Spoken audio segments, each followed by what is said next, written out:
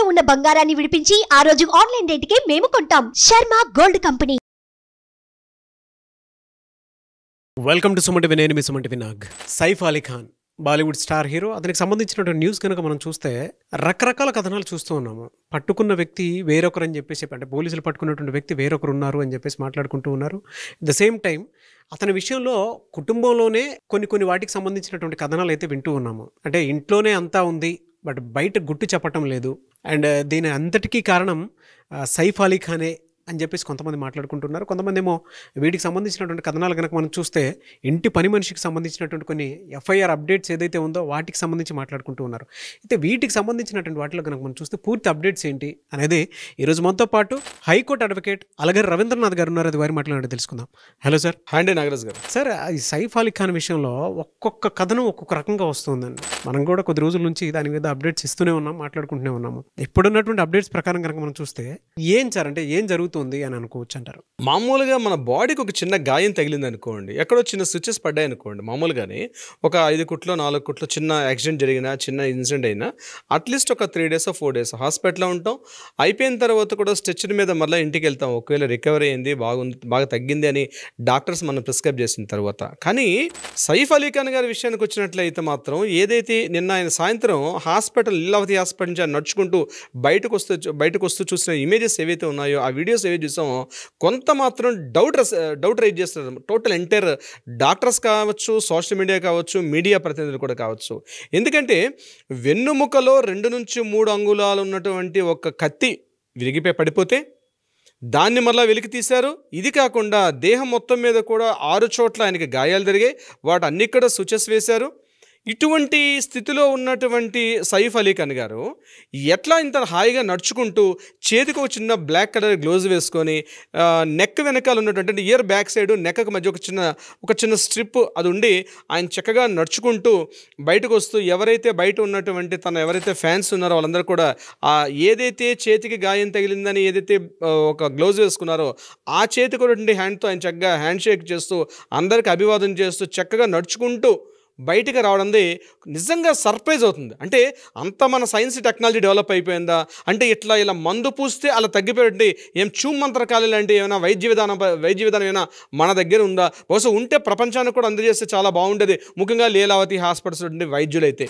ఎందుకంటే వాళ్ళు చెప్పినటువంటి ప్రెస్ మీట్ పెట్టి మొదట మాట్లాడే మాటల్లో నిజంగా భయాన్ని కలిగించే, నిజంగా ప్రాణాపాయ స్థితిలోకి వెళ్ళిపోయారు, చాలా ఇబ్బందులో ఉంది. ఆయనకు జరిగింది January 16 నిన్న డిశ్చార్జ్ అయింది January 21. అంటే జస్ట్ విత్ ఇన్ 5 daysలో జరిగిన 4 days తర్వాత ఒక హ్యాపీగా, అంటే అది కూడా వెన్నుముకకి జరిగింది, మేము ఆయన వెన్నుముకకి సర్జరీ చేసామని కూడా డాక్టర్స్ ప్రత్యేక బృందం మేము పనిచేసాం. అంటే ఒక స్పైనల్ కార్డ్ మీద జరిగితే, ఒక సర్జరీ జరిగితే హ్యాపీగా ఒక ఆర్డినరీ పర్సన్ లాగా, ఏదో చేతికి 2 రోజులు ఫీవర్ ఉండి బయటకు వచ్చేసినటువంటి ఒక ఆర్డినరీ పర్సన్ లాగా నడుచుకుంటూ ఆయన బయటకు వస్తున్నట్టు ఏవైతే విజువల్స్ ఉన్నాయో ఎంటైర్ మీడియా మొత్తం కూడా సస్పెక్ట్ చేస్తున్నారు. దీని మీద బెంగళూరు నుంచి ఒక డాక్టర్, కార్డియాలజిస్ట్ డాక్టర్ గారు ఈరోజు సోషల్ మీడియాలో అంటే ట్విట్టర్ వేదికగా మాట్లాడారు. మా మదర్ కూడా సేమ్ అట్లానే చిన్న గాయం జరిగితే మేము స్ట్రెచర్ మీద పెడితే 11 days పాటు హాస్పిటల్ ఉండాల్సి వచ్చింది, బయటికి చాలా ఏ పరిస్థితి వచ్చారని కూడా ఆయన షేర్ చేసుకున్నారు. దీనికి సంబంధించి నిజంగానే ప్రతిదీ కూడా సస్పెక్ట్ చేయాల్సి వస్తుంది. సైఫ్ అలీ ఖాన్ గారి విషయంలో నిజంగా దాడి జరిగిందా, నిజంగానే 6 కత్తిపోట్లకు గురయ్యారా? ఇంకొకటి ఇంట్రెస్టింగ్ ఏంటంటే ఆయనకి సంబంధాల విషయాలు, అంటే కావాలని మీడియాకి ఏమైనా లీకేజీలు ఇచ్చారా? ఎందుకంటే అక్కడ ఇన్సూరెన్స్ కంపెనీ ఆయనకి ఇన్ని లక్షల రూపాయలు ఆయనకి ఇన్సూరెన్స్ కూడా క్లెయిమ్ చేస్తున్నట్టుగా, అంటే అంత అవసరం ఏముంది అక్కడ? ఇప్పుడు ఇన్సూరెన్స్ కంపెనీ 1 లక్ష రూపాయలు క్లెయిమ్ చేసుకున్నారు, దాన్ని కూడా పేరుతో సహా, ఇన్సూరెన్స్ కంపెనీ పేరుతో సహా బయటికి రివీల్ చేసి ఆయన ఎంత ప్రపోజల్ పెట్టారు, ఇంత మేము రిలీజ్ చేసామని చెప్పి ఆ కంపెనీ అధికారికంగా ఒక మనకి ఇన్సూరెన్స్ కంపెనీ నుంచి కూడా మనకు రావడం జరిగింది. అయితే ఇన్ని రకాల చూస్తుంటే ఇది ఏదైనా ప్రీ ప్లాన్డ్గా జరిగిందా, ఏదో తెలియనటువంటి కొన్ని జరుగుతుంది. ఇక్కడ పోలీసులు కూడా ఇది నెంబర్ 1 పాయింట్ మెడికల్గా ఆలోచిస్తే. నెంబర్ 2 మనం కాస్త డిపార్ట్మెంట్ వైపు, పోలీస్ డిపార్ట్మెంట్ ఆలోచిస్తే వాళ్ళు చూపించింది ఫస్ట్ ఏం చెప్పారు, మార్నింగ్ 2:33 6th floorలో ఎవరైతే ఆ స్ట్రేంజర్ దిగుతూ ఉన్నటువంటి ఇమేజెస్ చూపించారు. Okay, done. అక్కడికి తరువాత 1 day తరువాత ఆఫ్టర్ 1 డే తర్వాత మళ్ళీ ఏం చెప్పారంటే ఆయన 4th ఫ్లోర్లో ఎక్కుతూ ఉన్నటువంటి ఇమేజ్ చూపించారు. అంటే ఈ 6th ఫ్లోర్కి 4th ఫ్లోర్కి ఇమేజెస్ అంటే డీకోడ్ చేయడానికి వీళ్ళకి 1 డే పట్టిందా పోలీసులకి? అంటే ఈ రెండు ఒకసారి చూడలేదా? అంటే ఒక్కొక్క ఫ్లోర్ ఒక్కొక్క రోజు చూస్తారా? ఇది కూడా డౌటే. ఇంకొకటి, ఇంత సెలబ్రిటీ, ఇంత ఒక నవాబు, ఇన్ని వేల కోట్ల రూపాయలకి అధినేత ఉన్నటువంటి ఒక వ్యక్తి, ఒక సెలబ్రిటీ, ఒక సినిమా నటుడు ఒక్కడే కాకుండా ఒక వేల కోట్ల రూపాయలకి వంశపారంపర్యంగా వస్తున్న ఆస్తులకి ఆయన వారసుడు, ఇంటి ముందు ఒక డ్రైవర్ లేకుండా, ఒక కామన్ మెన్ లాగా, ఇంట్లో అసలు భద్రత లేకుండా, భద్రతా సిబ్బంది లేకుండా, కేవలం మామూలుగా ఆర్డినరీ పర్సన్ లాగా ఇవాళ రేపట్లో చిన్నగా మామూలుగా వ్యాపారం చేసుకునే వాళ్ళు కూడా దీన్ని పెడతారు. మరి ఆయన దగ్గర గన్ ఏమైంది? ఇప్పుడు గన్ ఇచ్చుంటారు. ఇప్పుడు మామూలుగా ఆయనకు ఒక సేఫ్టీ గన్ ఉంటుంది కదా, ఆయన ఖచ్చితంగా ఒక అధికారికంగా ఆయన తీసుకున్న గన్ ఉంటుంది. ఆ అధికారికంగా ఉన్న గన్ ఏమైంది? ఏమీ లేకుండా ఇంట్లో సీసీకి ఫుటేజ్ లేవు, ఇంట్లో భద్రతా సిబ్బంది లేరు, సెక్యూరిటీ గార్డ్ లేరు, ఎవ్వరు లేరు. ఒక మామూలుగా ఇంట్లో ఆయన పడుకున్నాడు. కరీనా కపూర్ వేరే రూమ్లో ఉంది, వాళ్ళ చిన్న అబ్బాయి జహంగీర్ ఖాన్ వేరే రూమ్లో ఉన్నాడు, ఎవరో స్ట్రేంజర్ వచ్చాడు అని చెప్పినట్టు ఈ కథ ఏదైతే ఉందో, అక్కడ ఉన్నటువంటి ఇలియామా ఫిలిప్ అని చెప్పినట్టు ఆ ఇంట్లో ఎవరైతే టేక్ కేర్గా చెప్తున్నట్టు ఆ ఇలియామా చెప్పిన మాటలు అంతా కూడా జరుగుతున్న మొత్తం విషయాన్ని కూడా మీడియాలో వస్తున్న వార్తలు కానీ మనకి సింక్ చేస్తే ఎక్కడ సింక్ కుదరట్లేదు. ఇప్పుడు నేను స్టార్టింగ్లో చెప్పినట్టుగా ఆయన ఈ యొక్క మనం నిజంగానే నమ్మాము వీటన్నిటి కూడా నిజంగానే బహుశా జరిగింది అనుకుంటే ఆయన ఎంత హ్యాపీగా నడుచుకుంటూ లీలావతి హాస్పిటల్ వచ్చిన తర్వాత ఆశ్చర్యం అనిపిస్తుంది, నిజంగా ఈ సంఘటన జరిగిందా? ఇది కాకుండా ఈరోజు మనకి న్యూస్లో రిలీజ్ అయిన న్యూస్ ఏంటంటే మధ్యప్రదేశ్ నుండి భోపాల్ పట్టణంలో ఆయనకు సుమారుగా 15,000 కోట్ల రూపాయల ఆస్తి ఉన్న విషయం మీద మనకు వెలుగులోకి రావడం, దాని మీద కూడా మధ్యప్రదేశ్ హైకోర్టు వివేక్ అగర్వాల్ జస్టిస్ వివేక్ అగర్వాల్ కూడా దాని మీద ఇమీడియట్గా దాని మీద కొన్ని వాదనలు డిస్కషన్స్ అవుతున్నాయి.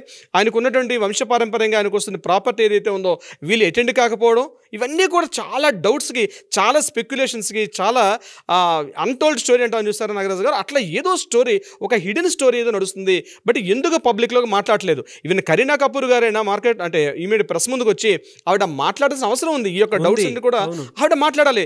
జస్ట్ మమ్మల్ని ప్రైవేట్గా విడిచిపెట్టేసండి, మేము మాట్లాడుతున్నాం. ముందు ఈ న్యూస్ సంఘటన జరిగినప్పుడు ఏమన్నారు? కరీనా కపూర్ గారు ఇంట్లో లేరు, కపూర్ ఫ్యామిలీ జరుగుతున్న ఫ్యామిలీలో ఆవిడ ముందు జాయిన్ అయినారు. తర్వాత ఇష్యూలో లేదు కరీనా కపూర్ గారు ఆ సంఘటనలో ఉన్నారన్నారు. తర్వాత 1 డే తర్వాత కరీనా కపూర్ గారి యొక్క స్టేట్మెంట్ రికార్డ్ చేశారు. ఏదో దాస్తున్నారు, అటు మెడికల్ రిపోర్ట్స్ కావచ్చు, పోలీస్ రిపోర్ట్స్ అన్నీ కూడా ఏదో విషయాన్ని ఒక హైడ్, ఏదో కాన్స్పిరసీ అయితే మాత్రం డెఫినెట్గా ఉంది అని చెప్పడంలో ఎటువంటి డౌట్ అయితే లేదు. మహారాష్ట్ర ప్రభుత్వం నుండి ప్రతిపక్ష నాయకులు కూడా ఇమీడియట్గా రిటార్ట్ అయ్యి ఈ రకంగా జరుగుతుందని వాళ్ళు మాట్లాడడం, ఇక్కడ అధికారంగా ఉన్న దేవేంద్ర ఫడ్నవీస్ గారు ఇమీడియట్గా ఎప్పుడైతే మార్నింగ్ జరిగిందో సాయంత్రం కల్లా ఆయన ప్రెస్ మీట్ పెట్టి, అంటే ముఖ్యమంత్రి స్థాయిలో ఉన్న వ్యక్తికి జరుగుతున్న సంఘటన మీద సరైన అవగాహన లేకుండా ఉంటుందా? ఇంతటి హై పవర్ వెస్ట్ బాంద్రా అంటేనే అత్యంత ఖరీదైన ప్రాంతం భారతదేశంలోనే, అంత ప్రాంతంలో ఉండి సెక్యూరిటీ లేదు, ఆటోలో తీసుకెళ్లారు. ఆ ఆటో వాడికి ఈరోజు మార్నింగ్ ఏం చేశారు? ఈరోజు సైఫ్ అలీ ఖాన్ గారు ఆ యొక్క ఆటో డ్రైవర్కి ఆయనకి రివార్డ్ ఇస్తూ ఆయనతో మాట్లాడడం జరుగుతుంది. ఇదంతా చూస్తుంటే నాగరాజు గారు, ప్రజలు ఏవైతే లేవనెత్తుతున్నారో, ఎవరైతే కాన్స్పిరసీ ఉందో, నిజంగా ఏదో కనిపించిన ఒక నిగూఢ రహస్యం అయితే ఖచ్చితంగా ఇందులో ఉంది. ఈ ఫ్రేమ్లో ఏదో ఉంది, ఎక్కడో మిస్ అవుతుంది, ఎక్కడో లింక్ మిస్ అవుతుంది. ఆ లింక్స్ కుదరట్లేదు. ఏదో ఉంది, ఏదో నిగూఢంగా దాగి ఉంది. ఇదంతా డబ్బు కోసం జరిగిందా, లేదా కరీనా కపూర్ గారికి అదేవిధంగా ఇంట్లో ఉన్నటువంటి, అంటే కరీనా కపూర్ గారికి సైఫ్ అలీ ఖాన్ గారికి ఏదైనా వ్యక్తిగతంగా ఆస్తులకు సంబంధించిన గొడవలు అవుతున్నాయా, లేదా బయట ప్రచారంలోకి వచ్చినట్టు సైఫ్ అలీ ఖాన్ గారి ఇంట్లో ఉన్న పని మనిషికి సైఫ్ అలీ ఖాన్ గారికి ఏదో ఉన్నట్టుగా ఒక ప్రమాణం ఉన్నట్టుగా సంథింగ్ ఏదో జరిగింది సోషల్ మీడియాలో, అటువంటిది ఏమైనా ఉందా? లేకపోతే నిజంగానే ఆ ఇంట్లో పనిచేస్తున్న పని మనిషి యొక్క డ్రైవర్ ఇతనైనా? తర్వాత ఇంకొకటి పోలీసులు సస్పెక్ట్ చేసిన వ్యక్తులు ఎక్కడ కూడా పోలికి వెళ్ళా, ఫస్ట్ చూపించిన ఒక వ్యక్తి ఇతను కాదన్నారు. తర్వాత ఇంకొక వ్యక్తి ఎవరో ఇయర్ ఫోన్స్ పెట్టుకుంటూ అక్కడ పర్చేజ్ చేస్తున్న ఆ పర్సన్ చూపించారు, ఆయన కూడా కాదన్నారు. తర్వాత అంటే ఇంత ఏదో లోకల్ పోలీసులు, ఏదో చూసారండి విలేజ్లో ఎక్కడో సింగిల్ ఒక ఎస్ఐ గారు ఉన్న పోలీస్ స్టేషన్లో వాళ్ళు కూడా బహుశా ఇట్లా మాట్లాడరేమో. నేనున్నట్టు యాజ్ బీయింగ్ అడ్వకేట్ నేను చెప్తున్నానండి. మామూలుగా ఒక పోలీస్ స్టేషన్లో ఒక ఎస్ఐ గారు ఉంటారు, ఒక 3 కానిస్టేబుల్ ఉంటారు. అంటే ఎక్కడో గ్రామీణ విలేజ్లో అవుట్ పోస్ట్లో పనిచేస్తుంటే వాళ్ళు కూడా ఇది చాలా ఎడ్యుకేట్ అయి ఉన్నారు, చాలా యాక్టివ్గా ఉంది. ఇంత టెక్నాలజీ, ఇంత నెట్ ఉంది, ఇంత ఫెసిలిటీస్లో అక్కడ వాళ్ళు పట్టుకున్న పర్సన్ మీద అవగాహన లోపం కనిపిస్తుంది. ఇంకొకటి, వీళ్ళు ఏదైతే ఇప్పుడు చెప్తున్నారో మహమ్మద్ అష్రఫుల్ అహ్మద్ అని చెప్పి ఒక బంగ్లాదేశుడు అని చెప్తున్నారు. తర్వాత ఏం చెప్పారో అపోజిషన్ అడ్వకేట్ గారు మాట్లాడారు, ఎవరైతే నిందితుడు తరపునటువంటి అడ్వకేట్ గారు మాట్లాడుతూ బంగ్లాదేశీగా ఉన్నటువంటి వ్యక్తిగా ఆయన ప్రూవ్ చేసి ఆధారాలు పోలీసుల దగ్గర లభించలేదని చెప్పి ఆయన తరపున వాదిస్తున్నటువంటి అడ్వకేట్ గారు చెప్తున్నారు. ఇవన్నీ ప్రతిదీ డౌటే, ప్రతిదీ కాన్స్పిరసీ, ప్రతిదీ సస్పెక్ట్ చేయాల్సి వస్తుంది. బస్ ఏమిటి అన్నది అధికారికంగా సైఫ్ అలీ ఖాన్ గారు లేదా కరీనా కపూర్ గారు ప్రెస్ ముందుకు వచ్చి మాట్లాడితే తప్ప ఇవన్నీ కూడా తెలియని ఎన్నో మిలియన్ క్వశ్చన్స్ రైజ్ చేస్తూ ఇది ఉండిపోయే విధంగా ఉంది. నాగరాజ్ గారు చూద్దామండి ఏ విధంగా ఉంటుంది అనేది. బట్ $1 మిలియన్ క్వశ్చన్స్ అయితే ఇందులో చాలా ఉన్నాయి. ఎందుకు అని అంటే, ఒక న్యూస్ కోట్ల మందిని అటెన్షన్ గ్రాప్ చేసింది. ప్రతి ఒక్కరూ కూడా అయ్యో ఆయనకి ఇది జరిగిపోయింది అనుకునేటువంటి ఆలోచనతో ప్రతి ఒక్కరూ ఆందోళన చెందినటువంటి విషయం కూడా మనం చూడటం జరిగింది. కానీ జరుగుతున్నటువంటి పరిణామాలు చూస్తున్నటువంటి అంటే మనం చూస్తున్న ఈ పరిణామాలు ఏవైతే ఉన్నాయో వాటి చుట్టూ ఏదో నాటకీయత జరుగుతూ ఉంది, ఏదో తెలియని ఒక కోణం మనకు కనిపిస్తూ ఉంది. ఏముంది, ఏ విధంగా ఉండే అవకాశం ఉంటుందనేది మాత్రం డెఫినెట్గా దీనికి సంబంధించినటువంటి అప్డేట్స్ మరికొచ్చేపట్లో కానివ్వండి, లేదంటే మరికొద్ది రోజుల్లో ఉండే అవకాశం ఉందని మాత్రం భావించొస్తాం. అండ్ ఎనీవేస్ థ్యాంక్ యూ అండి, thank you so much Ravindranath garu. Thank you so much Nagaraj గారు.